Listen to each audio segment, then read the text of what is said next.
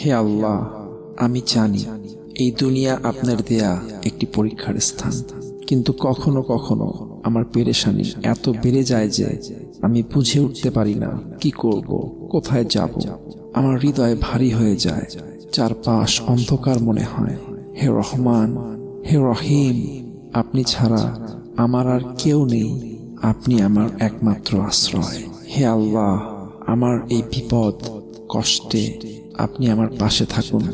আমাকে ধৈর্য দিন, আমাকে শক্তি দিন, আমার হৃদয়ের অশান্তি দূর করে দিন। আমাকে সঠিক পথ দেখান। যেখানেই আমি হারিয়ে যাই না কেন, আপনি আমাকে ফিরিয়ে আনুন।